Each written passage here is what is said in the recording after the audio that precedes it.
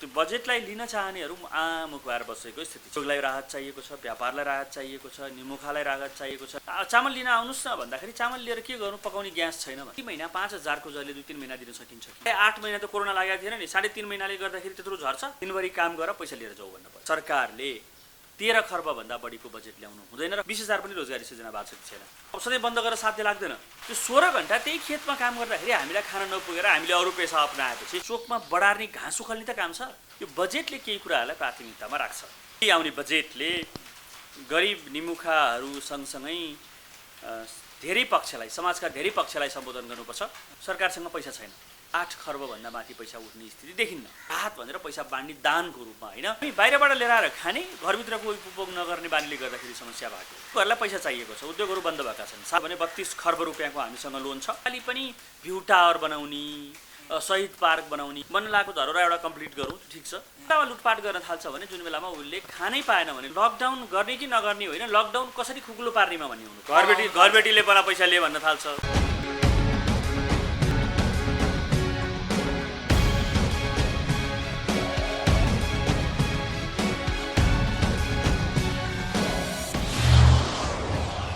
आजको कार्यक्रममा अर्थविद राजु नेपाल सर, यहाँलाई हार्दिक स्वागत छ। धन्यवाद अनुजी। अब तपाईँले पहिला भविष्यवाणी गर्नुभएको कुरा लगभग मिल्यो। पहिलो अन्तर्वार्तामै तपाईँले भन्नुभएको थियो कि कोरोनाको इफेक्टहरू यो हुनसक्छ भनेर भन्नुभएको थियो। लगभग त्यो मिल्यो होइन। धेरैजसो जनताहरू चाहिँ अब घाँस कपासकै लागि सामान्यभन्दा सामान्य हिसाबले पनि यहाँ टिक्न नसकेर धेरै त गाउँमा गइसके होइन। त्यसपछि तिनीहरूको व्यवस्थापन कसरी गर्ने भनेर तपाईँले बोल्नु भएको थियो। अब भोलि बजेट आउँदैछ। यति समय हामी लकडाउनमा बितायौँ, 2 महिना क्रस गरिसक्यो। अब अझै पनि थपिने सम्भावना छँदैछ। अब भोलिको बजेटले लकडाउनबाट ग्रस्त विपन्न परिवारलाई, गरिब निमुखालाई सम्बोधन गरेन भने के हुन्छ, अथवा सम्बोधन गर्नको लागि के कस्तो प्याकेज ल्याउनुपर्छ, के कस्तो वेजमा छ गभर्मेन्ट, तपाईँलाई कस्तो लाग्छ? सबैभन्दा पहिलो कुरा त भोलि आउने बजेटले गरिब निमुखाहरू सँगसँगै धेरै पक्षलाई, समाजका धेरै पक्षलाई सम्बोधन गर्नुपर्छ। उद्योग, व्यापार, कृषि, ब्याङ्कहरू नै पनि सबैलाई सम्बोधन गर्नुपर्छ। कतिपयले भनेका छन् ब्याङ्कै डुब्छ न, त्यो देखिएको छ। ब्याङ्कहरूलाई समस्या पर्छ, डुब्छ नै नभनौँ, तर ब्याङ्कहरू समस्यामा जान्छन्। ब्याङ्कहरू कुन बेलामा समस्यामा जान्छन् भने 2टा कारणले, धेरै कारणहरू हुनसक्छ, तर मुख्य रूपमा 2टा कारण अगाडि देखिन्छ। पहिलो, लोन डुब्यो भने डुब्छ। दोस्रो, ब्याङ्कसँग पैसा भएन भने। त्यो 2टा एकजुट देखिँदैछ। अब अहिले ब्याङ्कको लोन तिर्न सक्ने सामर्थ्यता मानिसहरूमा हुन्न, यो पछि आउँला हामी। र तपाईँले बजेटको कुरा गर्नुभयो। बजेटको सम्बन्धमा कुरा गर्नुपर्दा यो बजेटमा धेरै चुनौतीहरू छन् अर्थमन्त्रीलाई जस्तो लाग्छ। सबैभन्दा पहिलो चुनौती, सरकारसँग पैसा छैन। 11 खर्ब रुपियाँको आय हुन्छ, राजस्व हुन्छ भन्ने अनुमान जुन सरकारले गरेर अघिल्लो सालको बजेट यो सालको लागि आएको, अघिल्लो साल बजेट भाषणमा भोलिको दिनमा सरकारले प्रस्तुत गरेको थियो, त्यसमा 6.5 खर्ब रुपियाँ मात्रै पैसा उठेको छ। अझै 1.5 महिना मात्रै बाँकी छ। लकडाउनले गर्दाखेरि अब पैसा जति गए पनि 8 खर्बभन्दा माथि पैसा उठ्ने स्थिति देखिन्न। किन? सारा व्यापारहरू बन्द छ, भ्याट हुने कुरा भएन, आम्दानी सबैको घटेको छ। भन्सार राजस्व हाम्रो मुख्य त्यो भन्सार बन्द भएपछि भन्सारको राजस्व हुने कुराहरू भएनन्। आयात त्यो सबै कुरा, त्यसले गर्दा सबैभन्दा ठुलो चाप बजेट बनाउनेलाई स्रोतको चाप छ। अब एकातिर स्रोतको असाध्यै ठुलो चाप छ भने अर्कोतिर उपभोग, त्यो बजेटलाई लिन चाहनेहरू आमुख भएर बसेको स्थिति छ। उद्योगलाई राहत चाहिएको छ, व्यापारलाई राहत चाहिएको छ, निमुखालाई राहत चाहिएको छ, गरिब विपन्न परिवारलाई राहत चाहिएको छ, कृषिलाई राहत चाहिएको छ। यस्तो कुनै क्षेत्र छैन जसलाई राहत नचाहिएको होस्। त्यसले गर्दा यो बजेट गाह्रो छ। यति हुँदाहुँदै पनि बजेट त आउनैपर्छ। अर्थमन्त्रीज्यूले बनाइसक्नु पनि भयो होला, भोलि संसदमा प्रस्तुत हुन्छ र आशा गरौँ यो बजेटले केही कुराहरूलाई प्राथमिकतामा राख्छ। के कुरालाई प्राथमिकतामा राख्नु पर्यो भन्दा, म कतिपय ठाउँमा सुन्छु रोजगारी रोजगारी रोजगारी। रोजगारी भन्ने कुरा प्राथमिकता होइन। के हो भने रोजगारी भनेको त लक्ष्य हो, माध्यम आउनु पर्यो। माध्यम के हो भन्दाखेरि कृषि एउटा माध्यम हुनसक्छ। कृषिको लागि के आउनु पर्यो त भन्दा, कि मैले के भन्छु भने आजभन्दा 50 वर्ष अगाडि, 30 वर्ष अगाडि, 20 वर्ष अगाडि पनि हामी हामी के भन्थ्यौँ भने नेपालमा कृषि थियो, 93% हामी कृषिमा आश्रित थियौँ र घरका सबै मान्छे 16 घण्टा कृषिमा काम गर्थ्यौँ। तैपनि खान नपुगेर हामीले अरू पैसा अपनाउनु पर्यो होइन र? तपाईँको पनि बुवामा, मेरो पनि बुवामा, सबैको बुवामा हामी के गर्थ्यौँ? खेतमै काम गर्थ्यौँ। कति घण्टा काम गर्नुहुन्थ्यो? 16 घण्टा काम गर्नुहुन्थ्यो। त्यो 16 घण्टा त्यही खेतमा काम गर्दाखेरि हामीलाई खान नपुगेर हामीले अरू पेसा अपनाएपछि अहिले आएर सबैलाई कृषिमा लगाउन गाह्रो छ। तैपनि कृषि विकास भएको छ, मल, बिउ, प्रविधि, प्राविधिक सेवाहरू, उपकरण र बजार, यी कुराहरूलाई ध्यान दिनुपर्छ सरकारले। यी कुराहरूलाई व्यवस्थित मात्रै गर्न सकियो भने कृषिमा केही मानिसहरू र ठुलो सङ्ख्याका मानिसहरू आकर्षित हुन्छ। सबैभन्दा पहिला के हुनु पर्यो? रोप्ने बेलामा बिउ हुनु पर्यो। जो अहिले धानको बिउ चाहियो, मल चाहियो, त्यसपछि उपकरण चाहियो, त्यसपछि सिँचाइका कुरा होलान्। यति मात्रै नभएर मैले उत्पादन गरेको सामान मैले बेच्न सक्ने स्थिति हुनु पर्यो। मैले आफै त उपभोग गर्न सकिन्न। तपाईँ अहिलेको पनि हेर्नुहुन्छ भने बन्दाकोपी र काउली बजारमा डोजर लाउनु परेपछि भोलि को त्यो पेसामा जान्छ? त्यो त कमसेकम बजार हुने स्थिति भयो भने मकै मैले उत्पादन गर्छु, कहीँ मैले मकै बेच्न सक्दिनँ भने को त्यो पेसामा आउँछ? धान मैले बेच्न सक्दिनँ भने को त्यो पेसामा आउँछ? उखु किसानहरूको मौका हेर्नुहोस् त। चिनी हामी विदेशबाट आयात गर्छौँ, नेपालको उखु बिक्री हुँदैन, चिनी फ्याक्ट्रीमा चिनी बिक्री हुँदैन। त्यस्तो किसिम हुँदाखेरि गाह्रो हुन्छ। अब यसको समस्याको लागि के हुनु पर्यो? यी सबै चिजहरू दिनु पर्यो कृषकलाई। र कृषकलाई के भन्न सक्नु पर्यो हामीले भने तिमीले उत्पादन गरेका वस्तु तिमीले बेच्न सकेनौ भने न्यूनतम मूल्यमा सरकारले किनिदिन्छ अथवा सरकारले त्यसलाई किनेर स्टोर गरेर राख्छ भन्ने स्थिति भयो भने अनि त्यो पछि मान्छे केमा जान्छ? आकर्षित हुन्छ। त्यसको लागि उपाय के? सहकारीलाई युज गर्न सकिन्छ, अरूलाई युज गर्न सकिन्छ। पालिकाहरूले हरेक पालिकामा कमसेकम एउटा सानो नै भए पनि एउटा गोदाम बनाउने अथवा एउटा कोल्ड स्टोर बनाउने, स्टोरेज फेसिलिटी बनाउने हामीसँग पैसा छ पनि एउटा स्टोरेज फेसिलिटी बनाउनलाई त्यति गर्न सक्यो भने मान्छेहरू कृषिमा जान्छ। स्टोर गरेर राख्न सक्नु, स्टोर गरेर किन्दिन पर्यो। कृषकले उत्पादन गरेको कृषि उपजहरू किन्दिन पर्यो। धान आयो, गभर्नमेन्टले यो कुरामा चाहिँ पोइन्ट आउट गर्यो भने अनि फेरि यो मान्छे जान्छ कृषिमा, होइन भने जाँदैन नि। बजारको विकास गरिदिनु पर्यो, उत्पादन गरेको चिज बिक्री हुनु पर्यो। नत्र त हामी बाहिरबाट लिएर आएर खाने, घरभित्रको उपभोग नगर्ने बानीले गर्दाखेरि समस्या भएको। उद्योगहरूलाई पैसा चाहिएको छ, उद्योगहरू बन्द भएका छन्, सारा उद्योग बन्द भएका छन्। बन्द भएपछि खोल्नको लागि त्यसलाई अर्को पैसा चाहिन्छ। त्यो पैसाको व्यवस्था सरकारले गर्नु पर्यो। ब्याङ्कहरूसँग पैसा छैन। अहिले तपाईँले हेर्नुहुन्छ भने 32 खर्ब रुपियाँको हामीसँग लोन छ। 32 खर्ब रुपियाँको लोनमा आधालाई समस्या पर्छ। म अहिले भन्छु 16 खर्ब रुपियाँ, आधाभन्दा बढीलाई। त्यो 16 खर्बभन्दा बढी लोनको करिब 15% पैसा एक्स्ट्रा पैसा नदिकन कुनै पनि उद्योगहरू खुल्दैनन्। किन? बन्द भएर तपाईँले ढोका लगाएर बसिसकेपछि त्यहाँ कर्मचारीको तलब दिन सकेका छैन, त्यहाँ र मेटेरियल छैन, बिजुलीको पैसा तिर्न सकेका छैन, त्यहाँ झाडु नै लाउनुपर्छ होला। एकचोटि बन्द भएको इन्डस्ट्री फेरि खोल्नको लागि त्यहाँ पैसा चाहिन्छ।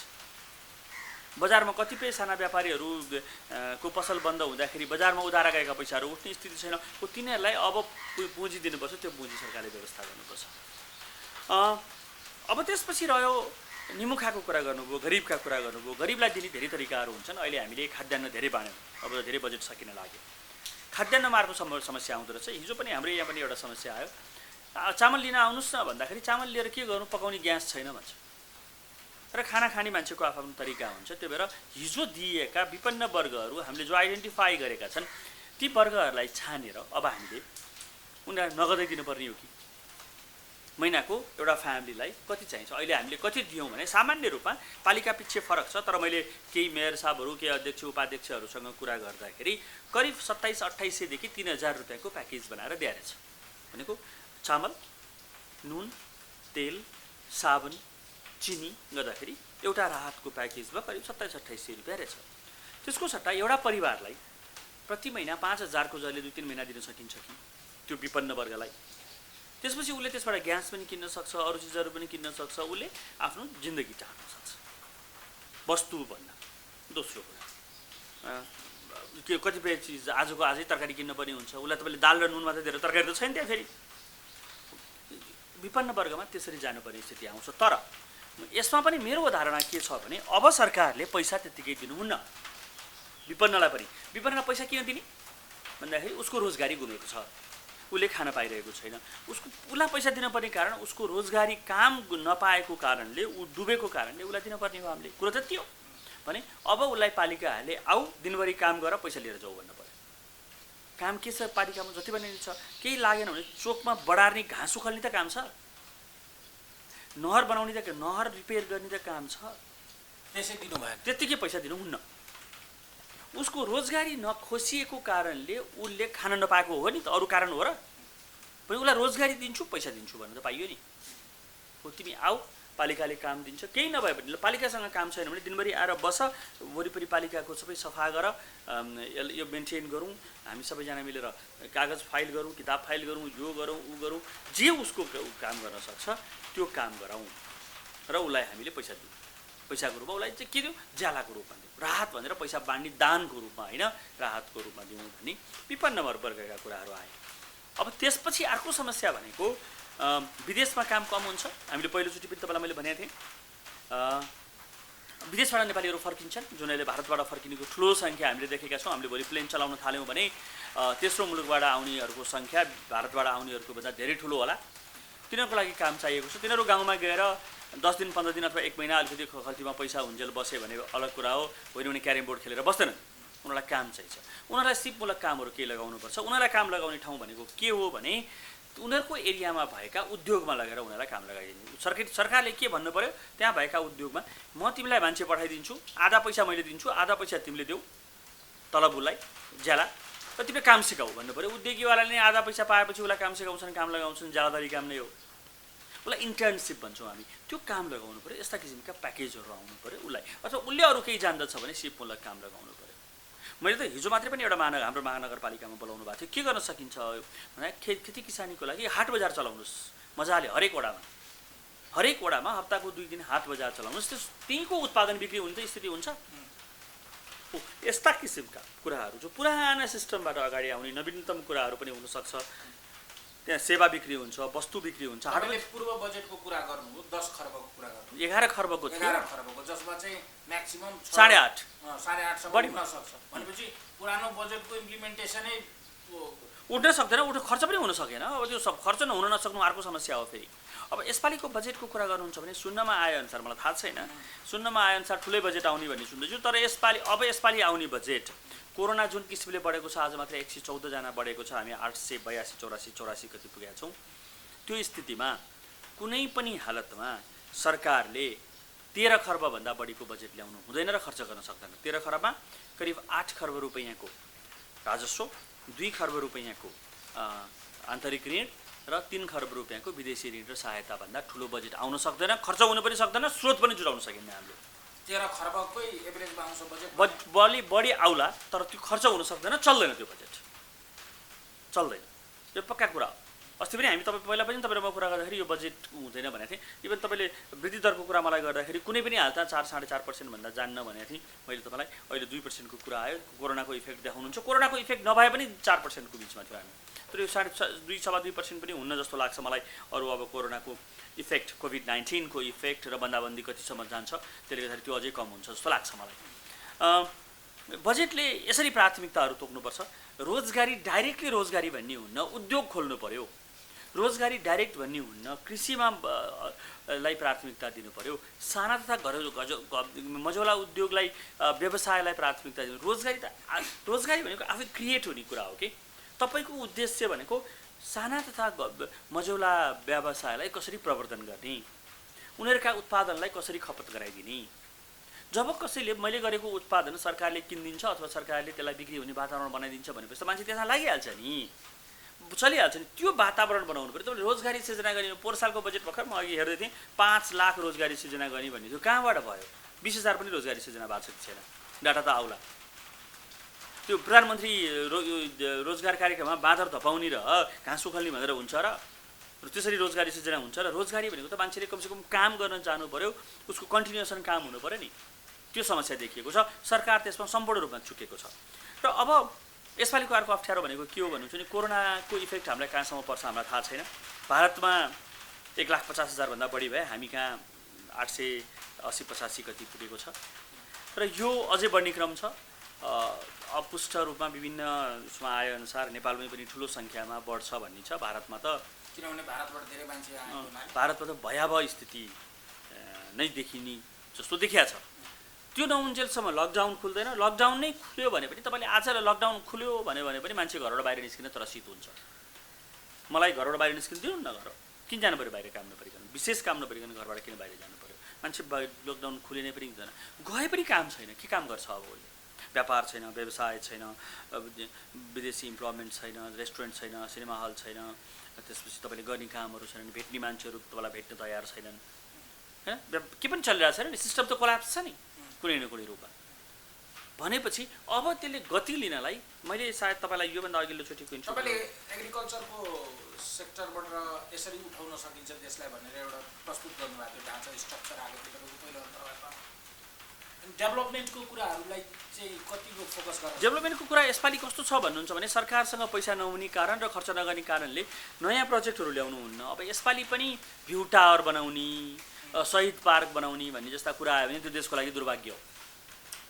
कमसेकम यस वर्ष चाहिँ यसपालि पैसा खर्च गर्ने ठाउँहरू ह्यान्ड टु माउथमा फोकस, व्यापारमा फोकस गर्नु पऱ्यो, उद्योगमा फोकस गर्नु, रोजीरोटीमा फोकस गर्नु पऱ्यो, रोजगारीमा फोकस गर्नु पऱ्यो। त्यो दुर्भाग्य हुन्छ। हेर्नुहोस्, बन्न लागेको धरोहर एउटा कम्प्लिट गरौँ, ठिक छ, आधा बनिसकेको छ, होइन भने त्यस्ता कुराहरूमा जानुहुन्न भन्ने मेरो स्पष्ट धारणा छ। योभन्दा अगाडि पनि तपाईँसँग मैले कुरा गर्दाखेरि भनेको थिएँ, तपाईँ हामी बसेर यसो चिया खाउँ न त भन्ने त दसैँ ताका हुन्छ भनेर एक्ज्याक्ट वर्ड युज गरेको थिएँ। अब दसैँ भन्दा नि मैले त पछाडि धकेल्छु, अब तिहार पछि हुन्छ, यसो बसेर चिया खाउँ न साथीहरू भन्ने कुरा तिहार पछाडि हुन्छ, कुनै कफी हाउसमा कफी हाउसमा बसेर चिया खाने भन्ने कुराहरू। र हामी यो स्थितिमा छौँ महाराजजी। भनेपछि अब यो 13 खर्बभन्दा बढीको बजेट यो सरकारले ल्याउनु हुँदैन, ल्यायो भने चाहिँ खर्च गर्न सक्दैन भन्नुभयो। स्रोतै हुँदैन नि खर्च गर्ने भन्ने कुरा। सोसाइटीको च्यालेन्जेसहरू चाहिँ के हुन सक्छ? सोसाइटीको च्यालेन्जेस भएर भन्ने कतिपयले के भनिरहेछ भने लुटपाट हुन्छ, हत्या आतङ्क। म त्यति त्यो लेभलमा म जान्न। यदि सरकारले वितरण प्रणालीलाई अलिकति सुरक्षित बनाइदियो भने मान्छे कुन बेलामा लुटपाट गर्न थाल्छ भने जुन बेलामा उसले खानै पाएन भने लुटपाट गर्न थाल्ने हो नि त। त्यो अवस्था आउँदैन। त्यो संस्कार हाम्रो नेपालमा छैन, खान नपाउने संस्कारले गर्ने होइन नि सर, मतलब त्यो संस्कार हामी कहाँ छैन। र हामीले अझै पनि हामीसँग हाम्रो उत्पादनले खानै नपाएर मान्छे मरिहाल्नुपर्ने स्थिति छैन। र अर्को राम्रो कुरा के छ भन्नुहुन्छ भने हामीले भारतसँग राम्रो स्टक छ खाद्यान्नको र एक्सपोर्ट भइराखेको छ, हामी कहाँ आइराखेको छ। खानै वितरण प्रणाली नै सरकारले गर्न सकेन भनेदेखि त्यो दोस्रो कुरा हो। त्यतिकै लुटपाटै भइहाल्छ भन्ने कुरामा चाहिँ म विश्वास गर्दिनँ। म भेरी क्लियर छु यो कुरामा। लुटपाट हुन्छ, सामाजिक विसङ्गतिहरू छ, यो छ ऊ छ, अपराधीकरण बढ्छ भन्ने कुरामा चाहिँ म तुरन्त विश्वास गर्छु। 6 महिना अझै लकडाउन भए पनि यहाँ लुटपाट त्यो नै अब तपाईँको प्रश्न नै अलिकति अलग खालको भयो। मलाई लाग्दैन 6 महिना लकडाउन हुन्छ होला। अब हामीले अर्को 1 महिना 1.5 महिनामा त कुनै न कुनै रूपमा खोल्नै पर्छ। मैले आज पनि मेरो पत्रिकामा आर्टिकल छ, नयाँ पत्रिकामा, तपाईँले हेर्नुभयो भने अबको वार्ता, अबको चर्चा, अबको कुराकानी, अबको छलफल लकडाउन गर्ने कि नगर्ने होइन, लकडाउन कसरी खुकुलो पार्नेमा भन्ने हुनुपर्छ। अब हामीले लकडाउन खुकुलो नपारिकन सुख छैन। र एकातिर त यस्तो रिपोर्ट आइरहेको छ कि यो कोरोना त 7 वर्ष चल्न सक्छ भन्ने रिपोर्ट आइरहेको छ। 2 वर्ष चल्न सक्छ भने के सधैँ लकडाउन गर्ने होइन। कोरोनासँग जीवन बाँच्नलाई अब हामीले सिक्नुपर्छ। सोसल डिस्टेन्सिङका कुराहरू, सेनिटाइजरका कुरा, मास्कका कुरा र कस्तो काम गर्ने कस्तो काम नगर्ने भन्ने कुराहरू र कोरोनासँग हामीले बाँच्न सिक्नुपर्छ विथ प्रिकसन। त्यसको लागि तपाईँ 6 महिना लकडाउन तपाईँले गर्न सक्नुहुन्न। कुनै पनि हालतमा तपाईँले 6 महिना गर्नु हुँदैन, गर्न सकिन्न। अमेरिकाले किन गरेन अहिलेसम्म लकडाउन? त्यो आफ्नो देशको पोलिसी जस्तो। ताइवानले कहिले पनि उनीहरूको लकडाउन गर्यो भने तपाईँले भनेको जस्तो सामाजिक समस्याहरू आउँथ्यो, त्यो गर्दाखेरि उसले लकडाउन गरेन। अघि तपाईँले भनेको संस्कारको कुरा त्यहाँ ठोकिन्छ, त्यहाँ के हदसम्म ठोकिन्छ।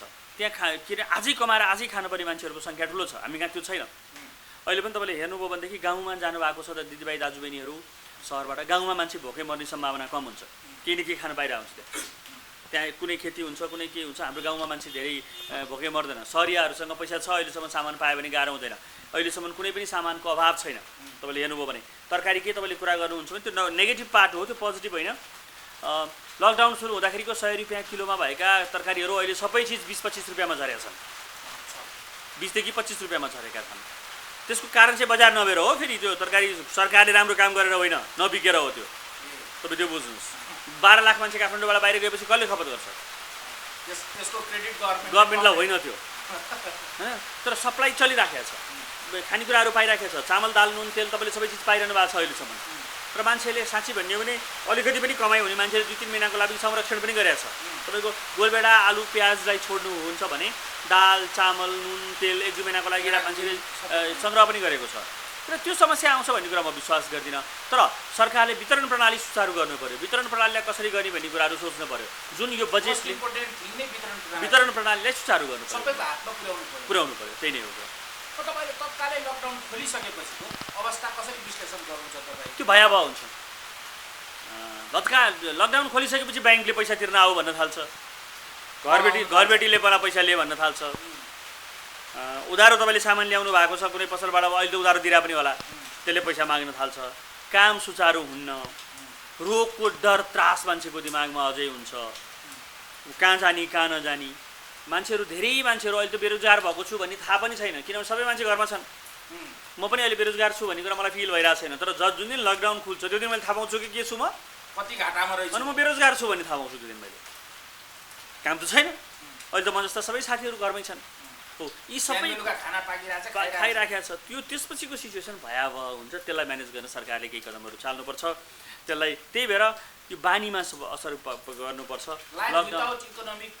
च्यालेन्ज अब यसलाई लकडाउनलाई बिस्तारो खोल्न थाल्नु पऱ्यो, बिस्तारो लोकल एरिया खोल्न थाल्नु पऱ्यो, लोकल एरियालाई काठमाडौँ उपत्यकालाई खोल्नु पऱ्यो, अथवा म बसेको ठाउँलाई खोल्नु पऱ्यो, अर्को ठाउँलाई खोल्नु पऱ्यो, जहाँ कोरोना सङ्क्रमित छैनन् त्यो ठाउँलाई बिस्तारो खोल्नु पऱ्यो, बाहिरी एरियासम्म बन्द। जस्तै काठमाडौँभित्र पनि जहाँ धेरै भिडभाड हुने ठाउँ छ नि त्यसलाई चाहिँ अहिले बन्दै गर्दा राम्रो। अहिलेलाई फर इक्जाम्पल न्यू रोड रत्न त्यो ती पसलहरू अहिले तपाईँलाई सुट पसल खोल्नु परेको छैन, अहिले तपाईँलाई सिनेमा हल खोल्नु परेको छैन, जिम खाना खोल्नु परेको छैन, अहिले तपाईँलाई रेस्टुरेन्ट्सहरू खोल्नु परेका छैनन्, होइन। तर अत्यावश्यक वस्तुका सामानहरूलाई अल्टरनेट डेमा एउटा साइडको एक दिन, अर्को साइडको अर्को दिन, अथवा 4वटा पछि एउटा त्यसरी खोल्ने कुनै न कुनै रूपमा हामीसँग अहिले स्थानीय निकायका संयन्त्रहरू बलिया छन्, स्थानीय निकायहरूले त्यसलाई मोनिटर गर्न सक्छन्, त्यसरी कुनै न कुनै रूपमा खोलिरहनुपर्छ। अब सधैँ बन्द गरेर साध्य लाग्दैन। अहिलेको अर्थमन्त्रीको क्यापेबिलिटीमाथि तपाईँको के? द्याट्स पर्सनल कमेन्ट हो, म कसैको विषयमा पर्सनल कमेन्ट गर्दिनँ। उहाँ 2 वर्षदेखि अर्थमन्त्री हुनुहुन्छ, हामी त 30 वर्ष अगाडिदेखि चिनेको ब्याङ्किङको लाइफदेखि। उहाँको पर्फर्मेन्स कस्तो छ भन्ने कुराहरू, पर्फर्मेन्सको कुरा गर्नुहुन्छ भने मलाई लाग्छ उहाँ नेपालको अहिलेसम्मको सबैभन्दा नभनौँ वान अफ द डिजास्टर अर्थमन्त्री चाहिँ हुनुहुन्छ। उहाँको पर्फर्मेन्स डिफाइन गर्नु त्यो भनेको के हो भन्नुहुन्छ भने अर्थतन्त्रले उहाँको नेतृत्वमा गति लिन सकेका छैन, यो पक्का कुरा हो। डिजास्टरै देखिनु भएको छ र यो कोरोनाको स्थितिमा पनि त्यति राम्रो भइरहेको छैन। अब भोलि हेरौँ बजेट कस्तो आउँछ, त्यसपछि फेरि कोरोनाले भन्न कहाँ पाइन्छ। कोरोनाले 8.5% को वृद्धि दर भनेर 2.27 अथवा 2.3 भन्ने, अनि 8.5 महिना त चलिसकेको थियो नि त यो सरकार। 8.5 महिना त कोरोना लागेको थिएन नि, 3.5 महिनाले गर्दाखेरि त्यत्रो झर्छ। 8.5 महिना के हेरेर बस्नु भएको थियो? 27% विकास खर्च हुनलाई 8.5 महिना के हेरेर बसेको थियो सरकार? 10 महिनामा विकास खर्च 8.5% भएको छ।